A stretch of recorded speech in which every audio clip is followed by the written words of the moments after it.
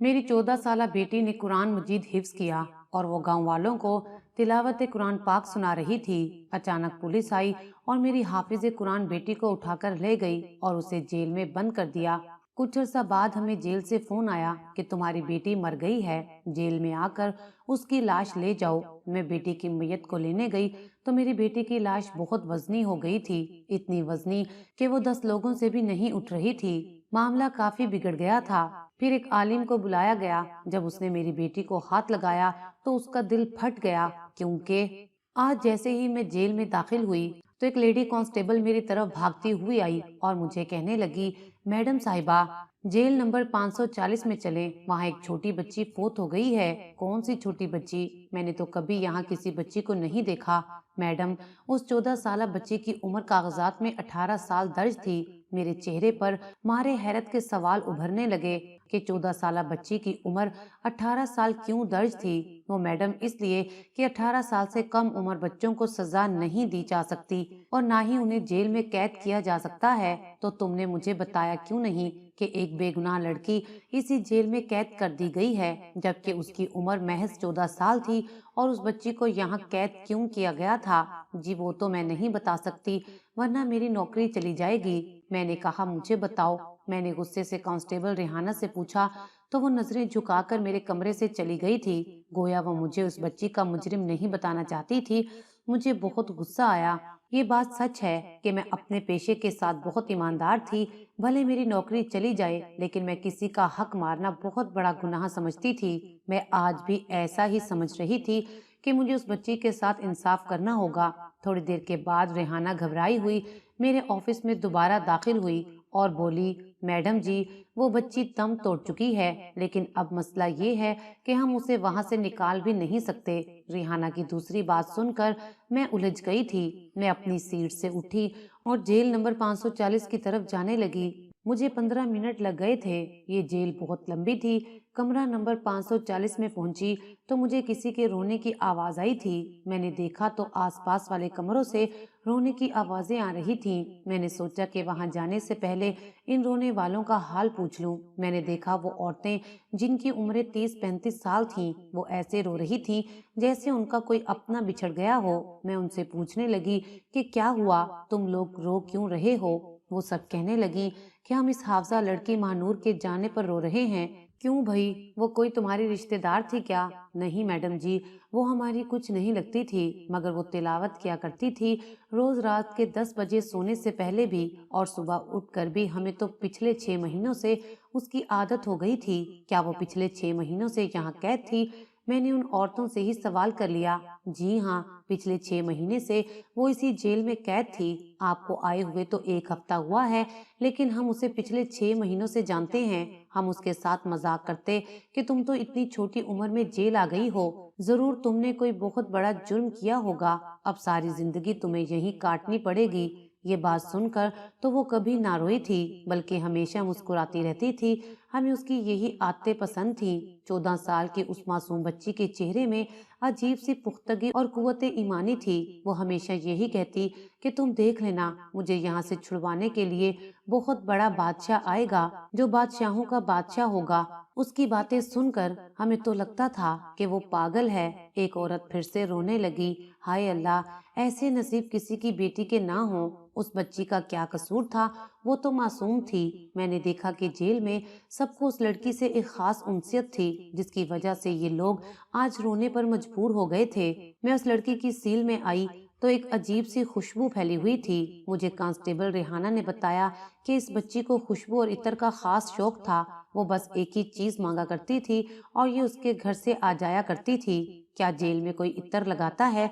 ये तो बड़ी ही अजीब बात है, मैंने रेहाना से कहा तो उसने हाँ में सर हिला दिया, मगर वो अभी भी सच बोलने को तैयार नहीं थी। फिर मैंने धीरे से आगे बढ़कर उसके जिस्म को हिलाया। वो ठंडा हो चुका था और जिस्म अकड़ चुका था। मैं उसे उलट पुलट कर देखती रही, मगर अब कुछ नहीं हो सकता था, क्योंकि उसकी रूह वाकई इस दुनिया से परवास कर चुकी थी। वो देखने में बहुत मासूम मालूम होती थी। उसके चेहरे पर नूर भी बहुत था और उसके हाथ में एक पर्ची थी जो उसने अपनी मुट्ठी में जोर से दबा रखी थी। मैंने बड़ी मुश्किल से उसके अकड़े हुए वजूद को खोला और वो पर्ची निकालने में कामयाब हो गई। मैंने देखा उस पर नीले रंग की स्याही से कुछ लिखा हुआ था। उर्दू में जो बातें लिखी थी वो मुझे समझ आ गई थी, मगर नीचे कुछ लाइनें उसने अरबी में लिखी थी जो मुझे समझ नहीं आ रहा था। उसने बड़ी मिन्नत करके जेल की इंतजामिया से इस बात की दरखास्त की कि उसे जेल के अंदर इसी कमरे में दफन किया जाए। भले उसकी कब्र पर कोई तख्ती ना लगाई जाए, लेकिन वो ये चाहती है कि उसका जनाजा इसी जेल के अंदर दफनाया जाए। ये बात बड़ी अजीब सी थी, क्योंकि हम लोग किसी तौर पर भी कानून की खिलाफ वर्जी करके एक बच्ची को जेल के अंदर दफना नहीं सकते थे। लेकिन अब जाहिर है उस बच्ची की शोहरत ऐसी थी कि मैं सोचने पर मजबूर हो गई थी। उसकी दुनिया में कोई खुशियां नहीं थी, लेकिन जाते जाते हमें इस मासूम बच्ची की बात का मान रख लेना चाहिए। मैंने यही सोचा था। मैं जेल की इंतजामिया से बात करना चाहती थी, इस बच्ची की ख्वाहिश को पूरा किया जाए, लेकिन इससे पहले मुझे लवाहिकीन को मौत की इत्ला देना थी। मेरे लिए उस वक्त इससे ज्यादा परेशानी की बात कोई नहीं थी कि मैंने उस लड़की को दफनाने के लिए उसकी वसीयत पर अमल करना था, क्योंकि वो मासूम इस दुनिया से बस एक ही ख्वाहिश अपने सीने में ले गई थी कि वो जहाँ पर फोत हुई है, जहाँ उसने जान दी है, वहीं पर उसकी लाश को दफनाया जाए। लेकिन मुझे समझ नहीं आ रही थी कि 14 साल बच्चे की मौत हुई क्यों थी। वो तो बिल्कुल ठीक और सेहतमंद लड़की थी, फिर ऐसे अचानक उसका मर जाना और ये वसीयत करना मेरी समझ से बाहर था। मैंने सबसे पहले जेल की इंतजामिया से बात करने की कोशिश की थी, क्योंकि मैं कानून के बगैर कुछ नहीं कर सकती थी, मगर मुझे जो जवाब मिला वो उससे भी ज्यादा हैरान कर देने वाला था। मुझे कहा गया कि मैं इस मामले से बिल्कुल दूर रहूं और कल तक कोई हरकत ना करूं, और ना ही लड़की के लवाहिकीन को इत्ला दूं, और ना ही मैं किसी और तरीके का कोई भी कदम उठाऊं जिससे कानून को ठेस पहुंचे। मैं समझ गई थी कि यह हाफिज कुरान बच्ची बिला वजह तो जेल में नहीं आई होगी, इसके पीछे कोई वजह भी होगी और जरूर कोई बड़ा हाथ भी इसके पीछे होगा, क्योंकि जाहिर है जेल की आला इंतजामिया को इस बच्ची की एक एक बात का पता था और मुझे मना किया जा रहा था कि मैं उसके लवाहिकीन को ना बुलाऊं। 2 घंटे बाद एक डॉक्टर आई जिसे मुझे उस लड़की के पास लेकर जाना था। डॉक्टर ने महानूर को अच्छे से चेक किया और उसकी मौत की तस्दीक कर दी। मुझे डॉक्टर ने बताया कि इस बच्ची की मौत को 12 घंटे गुजर चुके हैं और मजीद तफसीलात तो पोस्टमार्टम के बाद ही बताई जा सकती थी, लेकिन जाहिर है 14 साल की बच्ची का मरना, वो भी अचानक, ये बड़ी हैरत कुन बात थी। तकरीबन 6-7 घंटे गुजरे थे कि जेल के बाहर एक बड़ी सी गाड़ी आकर रुकी और हमें बताया गया कि बच्ची की लाश को इस गाड़ी में डाल दिया जाए ताकि उसके बाकी सारे इंतजामात घर वाले ही मुकम्मल कर लें। इतनी बड़ी गाड़ी देखकर मैं समझ गई थी कि इस हाफिज कुरान के रिश्तेदार नहीं हो सकते, क्योंकि इतनी गरीब सी बच्ची के रिश्तेदार इतनी बड़ी गाड़ी कैसे ला सकते हैं। वो तो एक मामूली सी एम्बुलेंस भी अफोर्ड नहीं कर सकते थे। थोड़ी देर के बाद जेल के अंदर 3-4 औरतें दाखिल हुईं जो किसी बड़े आदमी की मुलाजमाएं लगती थीं। उन्होंने कहा कि महानूर की लाश हमारे हवाले कर दी जाए। मैं हुक्म की पाबंद उन्हें महानूर तक ले गई थी। उन लोगों ने लाश उठाने के लिए अंदर कदम रखे, उस लाश को पकड़ा, ऊपर उठाने की 1000 मुमकिन कोशिश की, मगर ना ही वो लाश उठा सके और ना ही उसे हिला सके। उनके चेहरे पर खौफ तारी हो चुका था, क्योंकि 14 साल की बच्ची को उठाना कोई ज्यादा मुश्किल बात नहीं थी। ज्यादा से ज्यादा उसका वजन 30 से 35 किलो होगा, मगर वो इस कदर भारी हो चुकी थी कि वो 5 औरतें मिलकर भी उसे उठा नहीं सकी थीं। वो एक दूसरे के मुंह तकने लगी। अब हम क्या जवाब देंगे बड़े साहब को? उस लड़की की लाश तो बहुत भारी हो चुकी है। लाश जितनी छोटी होती है, गुनाह उतना ही बड़ा होता है। ये बच्ची किसी न किसी जुल्म की वजह से इस हाल को पहुंची है। अब जाहिर है जब तक उस जुल्म का मदावा नहीं होगा तब तक तो ये नहीं उठेगी। क्या आपने इसे कुछ किया है? उनमें से एक मुलाजमा ने मेरी तरफ देखकर पूछा था। भाई, मैं क्या कर सकती हूँ? लाश आपके सामने है, अगर आप उठा सकते हैं तो उठाकर ले जाएं। मेरी बात सुनकर उन्होंने एक बार फिर से जोर लगाने की कोशिश की, मगर वो उसका एक बाजू भी ना हिला सके। थोड़ी देर के बाद बाहर गाड़ी में मौजूद शख्स को इत्तला दी गई कि इस बच्ची की लाश नहीं उठाई जा रही।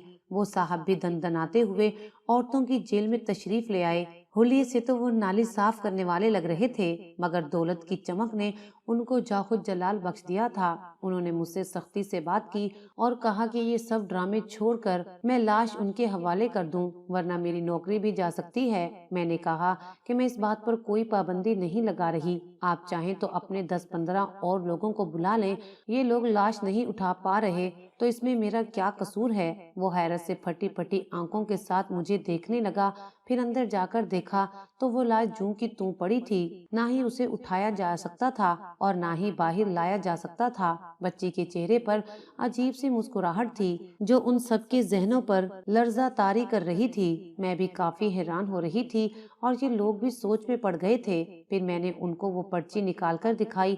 میں نے کہا بچی نے وصیت کی ہے کہ اسے اسی کمرے کے اندر دفنایا جائے اور شاید اسی وصیت کی وجہ سے اس کے جنازے کو آپ ہلا نہیں پا رہے۔ یہ حافظ قرآن بچی تھی، اس پر اللہ کا کرم ہوگا، اسی وجہ سے تو سب ہو رہا ہے۔ میری بات سن کر وہ لوگ مرغوب نظر آ رہے تھے۔ ظاہر ہے میری بات ماننے کے علاوہ ان کے پاس اور کوئی چارہ بھی تو نہیں تھا۔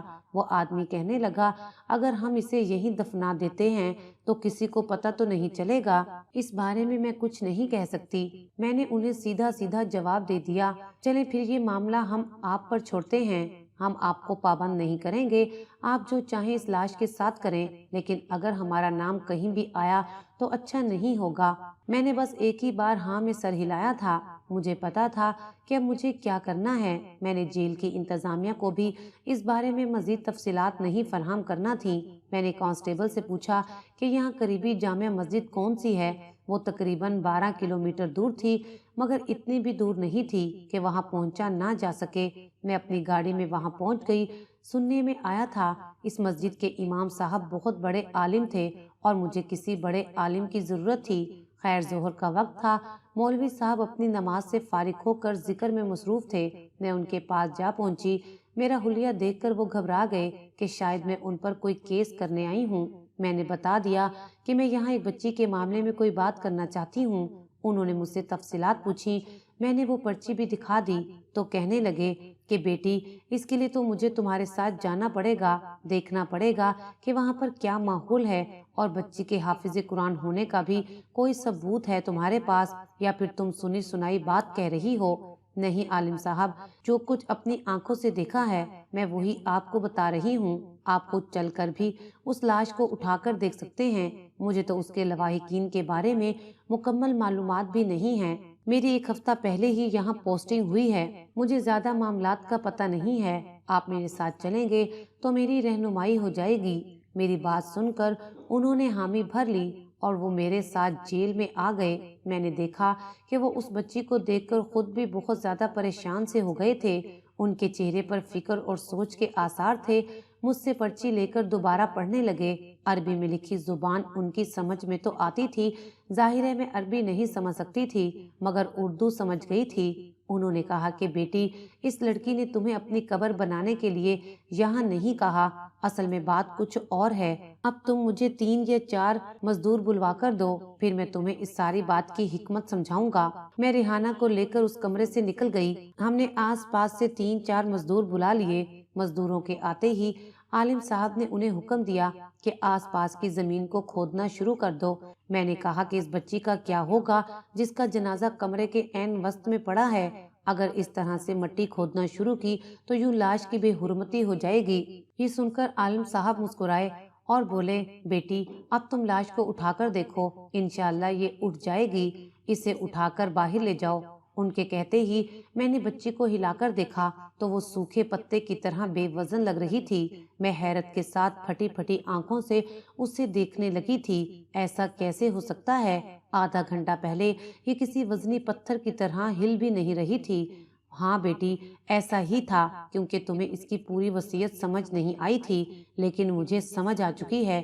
چلو شاباش، اسے اٹھا کر باہر لے جاؤ۔ میں نے بچی کو خود ہی اٹھا لیا تھا، وہ زیادہ بھاری نہیں لگ رہی تھی۔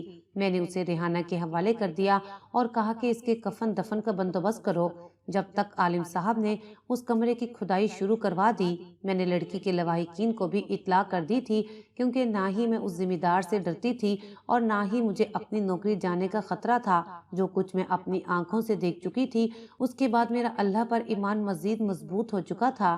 चंद ही लम्हे गुजरे थे कि बच्ची के कफन दफन की तैयारियां शुरू हो चुकी थी। मैं अभी तक इसी सोच में गुम थी कि आखिर उस बच्ची को इस जेल में क्यों बंद किया गया था। मैंने उसके लवाहिकीन से मिलने का फैसला किया। कमरे की खुदाई जारी थी। कुछ देर बाद उसके गरीब माँ बाप मेरे सामने बैठे थे। मैंने उन्हें उनकी बेटी की मौत की इत्तला दी तो वो फटी फटी आंखों से मुझे देखने लगे। मेरी बच्ची की उम्र ही क्या थी, इन जालिमों ने उसे यहाँ बंद किया हुआ था। बीबी जी, अल्लाह इंसाफ करने वाला है। वैसे तो मेरी बच्ची के दिल में बचपन से ही सुराख था।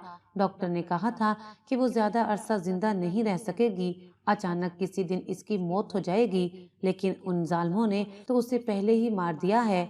आप मुझे बता सकती हैं कि आपकी बच्ची इतनी कम उम्री में जेल में बंद क्यों थी? जी, मेरा नाम राशिदा है और ये मेरा शोहर तसव्वुर है। हम लोग यहाँ पास गांव में ही रहते हैं। हमारी अपनी कोई जमीन नहीं है। हम लोग जिम्मेदार साहब की जमीन पर काम करते हैं और उन्हीं के लिए मेहनत करते हैं। मेरी ये छोटी बच्ची जिसका नाम महानूर है, उसे मैंने कुरान पाक हिफ्ज करवाया था। अपने बच्चों को हम दुनियावी तालीम तो दे नहीं सकते, क्योंकि जिम्मेदार साहब ने हमें ऐसा करने से मना कर रखा है। मुझे बड़ी हैरत हो रही थी कि एक जिम्मेदार कैसे किसी को इस काम से रोक सकता है। मेरी बच्ची ने कुरान पाक इतने अच्छे से हिफ्ज किया था कि बड़े बड़े उल्मा हैरान रह जाते थे। सब गांव वाले मेरी बेटी से तिलावत कुरान पाक सुना करते थे। वो तिलावत इतनी खूबसूरती से करती कि जो भी सुनता तो वो सुनता ही रह जाता था। ऐसा लगता था उसके गले से किसी और की आवाज आ रही है। इतनी हसीन आवाज मैंने आज तक नहीं सुनी थी। बस ये मैं आपको क्या बताऊं। और शफीक मैंने कोई नहीं देखा था, वो सबका ख्याल रखती थी। वो औरत रोने लगी। मगर ये तो बताइए कि जेल में क्यों बंद किया आपकी बेटी को? ये सब जमींदार साहब की बेटी की वजह से हुआ है।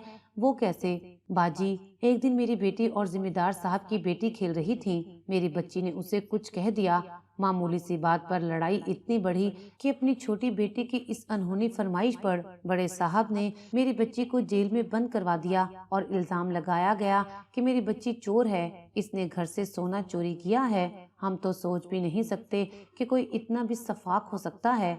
अच्छा, आप परेशान ना हो, अल्लाह पाक बेहतर इंसाफ करने वाला है। आप यकीन रखिए, आपकी बच्ची के साथ इस जेल में कोई जुल्म नहीं हुआ। सब लोग इससे मोहब्बत करते थे। मैंने उस औरत को तसल्ली देने की कोशिश की। जी, मैं समझ सकती हूँ, लेकिन मेरी बच्ची बहुत मासूम थी। मुझे उसका गम सारी जिंदगी रहेगा। मुझे उस औरत के ऊपर तरस आ रहा था।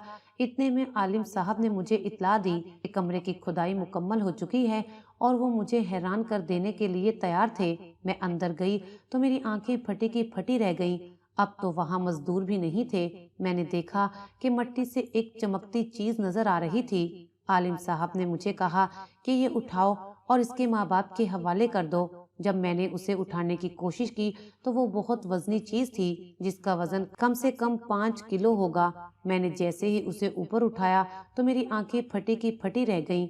वो तो सोने की एक थैली थी जिसके अंदर बेशुमार कीमती हीरे जवाहरात थे। इसका क्या करना है? आलिम साहब, ये यहाँ पर कैसे आए? बस बेटा, जो इस बच्ची ने लिखा था, इसका मतलब यही था। इसी वजह से तो उसकी लाश उठाई नहीं जा रही थी। वो सुबह शाम तिलावत कुरान पाक के बाद अपने माँ बाप के लिए दुआएं मांगती रहती थी। जितना अरसा वो यहाँ पर कैद रही, वो बस एक ही दुआ करती रही कि ए अल्लाह, मेरे माँ बाप को अफजल कर दे, उन्हें इतनी दौलत दे कि वो किसी के पास मजदूरी ना करें, जिम्मेदार के पास भी नहीं। देखो तो वो हर रोज अपने मालिक को खत में लिखती रही और जमीन में दफन करती रही। आलिम साहब ने मुझे 10 से 12 मजीद खत दिखाए, जिन्हें देखकर मैं रो पड़ी थी। इतनी छोटी सी बच्ची अपने माँ बाप से इतनी मोहब्बत करती थी कि ये सब कुछ अपनी आंखों से देख रही हूँ। सोने की वो पोटली जब मैंने बच्ची के माँ बाप के हवाले की तो वो भी हैरान हो गए। वो मेरी तरफ ऐसे देखने लगे जैसे मैं उनके साथ कोई मजाक कर रही हूँ। अगरचे ये सब कुछ उनकी बच्ची की मौत का अजाला तो नहीं था, लेकिन अगले 1 साल में उस जिम्मेदार से ज्यादा जायदाद और महलात बनाकर उन्होंने उस जमींदार को हैरान जरूर किया था। सच है कि एक हाफिज कुरान की दुआ जरूर कबूल होती है, क्योंकि उसके सीने में अल्लाह ताला का कलाम पाक महफूज होता है اور پھر 1 سال بعد وہی ذمہ دار جس نے اس بچی کو جیل میں بند کروایا تھا، اس کی ساری دولت اور عزت مٹی میں مل گئی تھی، آج وہ پاگلوں کی طرح سڑک پر بھیک مانگتا ہے۔ مجھے نہیں پتا کہ اس کے ساتھ کیا ہوا تھا، مگر میں اتنا جانتی ہوں کہ اگر کوئی کسی کے ساتھ ظلم کرتا ہے تو وہ ایک نہ ایک دن اللہ تعالیٰ کی پکڑ میں ضرور آتا ہے، اور اس ذمہ دار کے ساتھ بھی یہی سب کچھ ہوا تھا۔